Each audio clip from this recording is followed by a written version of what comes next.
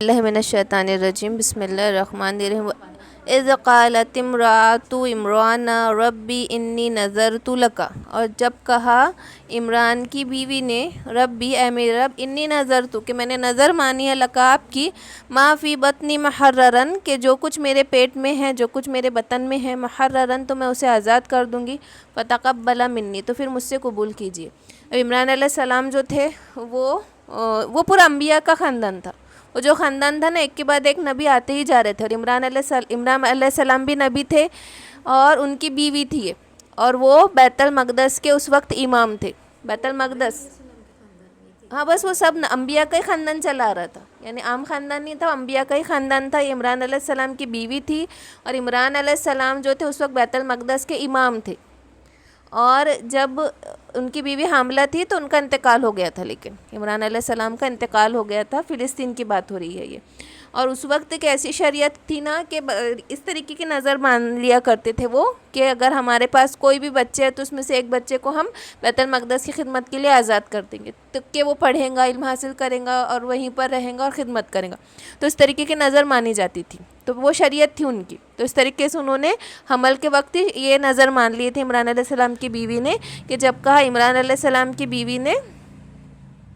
کہ میں نے نظر مان لی ہے کہ جو کچھ میرے بطن میں اسے آزاد کر دوں گی، یعنی آزاد کر دینے کا مطلب کہ اس سے کوئی خدمت نہیں لینا ہے، بس اس کو اب وہیں کا کام کرنا ہے۔ فتقبل منی تو مجھ سے قبول کریے، انکا انت السمیع العلیم کہ بے شک آپ سننے والے اور جاننے والے۔ فلما پھر جب وضعتھا تو وضع حمل ہوا، قالت ربی تو انہوں نے کہا اے میرے رب انی وضعتھا انثی کہ میں نے تو جنا ہے بیٹی کو، اور پھر جب حمل یہ وضاعت ہوئی جنا انہوں نے، تو انہوں نے کیا کہا کہ بے شک اے میرے رب میں نے تو بیٹی کو جنا ہے، بیٹی پیدا ہوئی ہے۔ واللہ اعلم بما وضعت تو بہتر جانتا ہے کہ کیا وضع ہوا ہے۔ وَلَيْسَ الذَّكْرُ كَالْأُنثَىٰ کہ جو ذکر ہے، جو بیٹا ہوتا ہے وہ بیٹی کی طرح نہیں ہوتا۔ اب بیٹیوں کو تو ایسا کام نہیں دیا جاتا تھا، لیکن اب ان کو بہت افسوس ہوا کہ مجھے بیٹے کی جگہ بیٹی ہو گئی۔ وَإِنِّي سَمَيْتُهَا مریم اور میں نے اس کا نام مریم رکھا، اور نام کیا رکھا تھا؟ مریم۔ تو اس میں دو باتیں ہیں کہ یعنی ماں بچے کا نام بھی رکھ سکتی ہے، اس طریقے کی نظر بھی مان سکتی ہے، اس کی ولی بھی ہو سکتی ہے۔ وَإِنِّي أُعِيذُهَا بِكَ وَذُرِّيَّتَهَا اور میں پناہ میں دیتی ہوں، انی اعیذ اور میں پناہ میں دیتی ہوں، ہاں اس کو دیکھو ہا کا صیغہ لگ رہا ہے مؤنث کے لیے، بکا تیری، وذریت اور اگر اس کی کوئی اولاد ہوئی اس کو بھی من الشیطان الرجیم شیطان مردود سے۔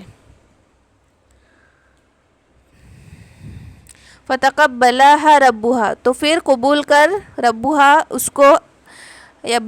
اے میرے رب اس کو قبول کر، بقبول حسن اچھی طریقے سے قبول کر، حسن طریقے سے قبول کر، وانبتها نباتا حسنا اور اس کو پروان چڑھا، اچھا پروان چڑھانا، وکفلها اور کفالت کی اس کی زکریا علیہ السلام نے۔ تو کیا کہا انہوں نے کہ یہ جو اب انہوں نے پھر بیٹی کو بھی لے کر گئے، کہ اب انہوں نے نظر مان لی تھی تو وہ پھر بیٹی کو بھی یعنی پیدا ہوتے ساتھ لے کر چلے گئے بیت المقدس میں، کیونکہ انہوں نے نظر مان لی تھی، تب نظر مان لی تھی تو پھر ان کو بیت المقدس لے کے چلے گئے مریم علیہ السلام کے، مطلب انہوں نے نام رکھ دیا مریم، اور پھر وہ دودھ پیتی بچی کو بیت المقدس لے کر گئے، اور دعا کی کہ اب جو بھی ہے تو اس کو قبول کر، اس کو پروان چڑھا، وکفلها زکریا اور ان کی کفالت کی زکریا علیہ السلام نے۔ اب یہ جو بیٹی تھی اس کو بہت معتبر سمجھ رہے تھے وہ لوگ، تو سب چاہتے تھے کہ ہم اس کی پرورش کریں۔ اب کیونکہ دودھ پیتی بچی ہے اور وہ انبیاء کے خاندان کی تھی، اور وہ لوگ جانتے تھے کہ امام کی بیٹی ہے، تو سب چاہتے تھے کہ کفالت کریں۔ اور جو زکریا علیہ السلام تھے وہ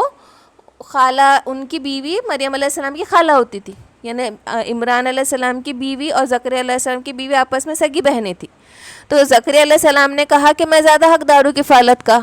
زکریا علیہ السلام بھی وہاں کے مطلب جو بھی ذمہ دار تھے، جو لینے والے ان میں سے تھے، تو انہوں نے کہا خالہ ماں کے برابر ہے تو مجھے دے دو، تو پھر بھی وہ لوگ نہیں مانے، سب یہ وہ لینا چاہ رہے تھے،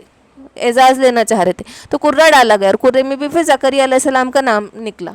تو بہت اچھے سے ان کو بیت المقدس میں ایک بہت شاندار کمرہ دیا گیا، ایک دودھ پلانے والی بائی رکھی گئی، انا رکھی گئی، اور وہ دودھ پلاتی تھی، یا کوئی روایت میں آتا ہے کہ وہ دودھ کی بھی ضرورت نہیں پڑتی تھی ان کو، اتنی مقدس تھی وہ کہ اللہ نے ایسا قبول کیا تھا کہ ان کی والدہ نے ان کو وہ دعا دی تھی نا، تو اللہ پاک نے ایسا چنا تھا کہ وہ لڑکی لڑکوں سے کئی بڑھ کر ہوں گی، کہ وہ لڑکی ایسی ہوں گی کہ لڑکوں سے کئی بڑھ کر ایسا اللہ پاک نے قبول کیا تھا.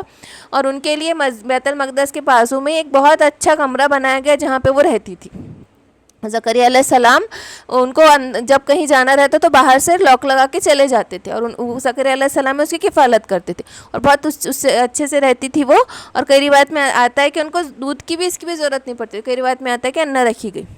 علامہ دخل علیہ زکریا المحراب، اور جب داخل ہوئے علیہ اس کی طرف، مریم علیہ السلام کی طرف، زکریا علیہ السلام فی المحراب حجرے میں، وجدہ عندہا رزقن، تو انہوں نے ان کے پاس رزق پایا. تو جب بھی آتے تھے تو دیکھتے تھے کہ مریم علیہ السلام کو وہ چھوڑ کے تنہا جاتے تھے، اور اندر سے لاک، باہر سے لاک لگا کے جاتے تھے. اور جب وہ واپس آتے تھے لاک کھول کے دیکھتے تھے تو ان کے پاس بہت الگ الگ قسم کے ایسے میوے اور پھل رہتے تھے جو نہ وہاں اگتے تھے اور نہ ان کا موسم ہوتا تھا.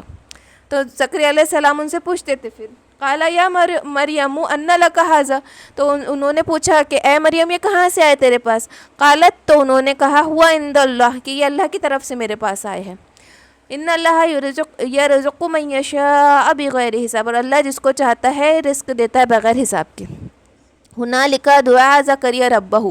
تو وہیں دعا کی زکریا علیہ السلام نے اپنے رب سے کہ دیکھو ایسا تو نہیں تھا، وہ تو اتنے بڑے نبی تھے لیکن وہ بوڑھے ہو چکے تھے، ان کی بیوی بھی بوڑھی ہو چکی تھی اور اولاد کا کوئی دور دور تک پتہ نہیں تھا. تو نا امید ہو چکی، یعنی وہ ہو چکے تھے کہ اب ہم کو اولاد نہیں ہوں گی. لیکن جب انہوں نے یہ پھل دیکھے، بے موسم پھل بند کمرے میں ایک بچی کے پاس دیکھے، تو ان کو لگا کہ جب اللہ پاک اس کو رزق دے سکتا تو مجھے اس بے عمر میں رزق کیوں نہیں مل سکتا. حالانکہ اس سے پہلے ان کے دل میں خیال نہیں گزرا، توکل پورا تھا. لیکن انسان یہ سوچتا نا کہ اب بوڑھا ہو چکا، اب کہاں آثار، کوئی فطرت بھی کوئی چیز ہے، اللہ کا قانون قاعدہ بھی کوئی چیز ہے. اس خیال سے انہوں نے پہلے کبھی دعا نہیں کی تھی کہ اب بوڑھا ہو چکا ہوں اب کیا دعا کروں. لیکن یہ کرشمہ دیکھ کے ان کا دل ہوا کہ جب اس کو مل سکتا ہے رزق تو مجھے کیوں نہیں. تو یہ بات سنتے ساتھ ہنالک، وہیں پہ دعا کی زکریا علیہ السلام نے رب اپنے رب سے. قال ربی حب لی من لدنک، تو انہوں نے کہا اے میرے رب حب لی من لدنک، کہ مجھے عطا کر اپنے پاس سے ذریۃ طیبہ، پاک اولاد عطا کر. انکا سمیع الدعاء، کہ تو اس دعا کا سننے والا ہے. اور یہ اولاد کے لیے دعا ہے زکریا علیہ السلام کی، یہ جو دعا ہے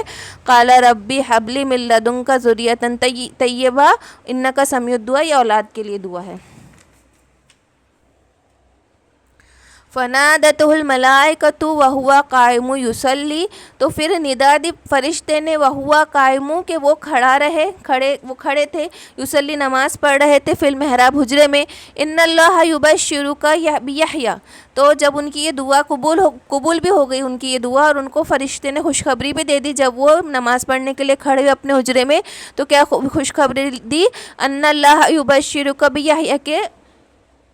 اللہ تم کو خوشخبری دے رہا ہے یحییٰ علیہ السلام کی، یحییٰ کی، مصدقا بکلمات من اللہ، کہ وہ تصدیق کریں گا بکلمات من اللہ، کہ اللہ کے حکم سے، وسیدن، اور سردار ہوں گا، وحصورا، اور وہ حصور ہوں گا، ونبیًا، اور نبی ہوں گا، من الصالحین، صالحین میں سے. اب جو حصورہ کا جو معنی آتا ہے، اب یہاں پہ یحییٰ علیہ السلام کی بات ہو رہی ہے کہ کلمۃ اللہ جو ہے حضرت عیسیٰ علیہ السلام کو بھی کہا گیا کہ وہ محض اللہ کے کلام سے بھی آئے اور بلا واسطے باپ کے ہوئے. اور یہاں پہ حصوراً کا جو ورڈ آیا ہے اس کا مطلب ہے کہ کوئی حاجت ہی نہیں ہوگی، وہ اتنا مطلب اپنے نفس پہ اتنا کنٹرول ہوں گا کہ کھانا پینا پہننا ہونا، یہاں تک کہ اولاد اور بچوں کی بھی خواہش نہیں ہوں گی، اپنے نفس پہ اتنا قابو کرنے والا ہوں گا. حصوراً کا مطلب ہے. اب حصوراً کا کیا مطلب ہے کہ بیوی کی بھی ضرورت نہیں، کھانا پینا بھی اس کو اتنا زیادہ نفس پہ وہ نہیں گزرے گا. لیکن انبیاء کی سنت ہے نکاح کرنا اور اولاد بھی ہونا، انبیاء کی سنت ہے. لیکن کہ جو اپنے نفس پہ قابو رکھ سکتا یا اس کی استطاعت نہیں ہے تو وہ چاہے تو چھوڑ دے، بس وہ چاہے تو چھوڑ دے. اور یحییٰ علیہ السلام اتنے مصروف تھے کہ وہ ذرا سے بھی اپنے آپ کو تھوڑا بھی ڈائیورٹ نہیں کرنا چاہتے تھے. اس لیے عیسیٰ علیہ السلام بھی اور یہ یحییٰ علیہ السلام بھی، دونوں کا یہ وہ اتوار تھا، دونوں کا یہ نیچر تھا. دونوں نے کھانا پینا پہننا اوڑھنا، یہاں تک کہ عیسیٰ علیہ السلام کا تو ایسا تھا کہ وہ کپڑے بھی سلے ہوئے نہیں پہنتے تھے، صرف ایک چادر لپیٹتے تھے کہ اتنی بھی حاجت نہیں ہے مجھے. اور یہ دو نبی ہیں نا جن کی بیوی بچے کچھ نہیں ہیں.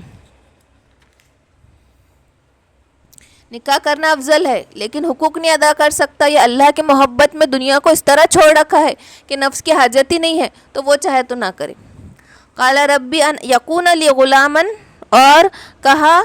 ربی اے میرے رب، ان یکون لی غلامن، کہ کیسے ہوگا مجھے لڑکا، وقت بلغنی الکبارو، کہ میں تو بوڑھا ہو چکا ہوا، امراتی، اور میری بیوی آکرن بانجھ ہے.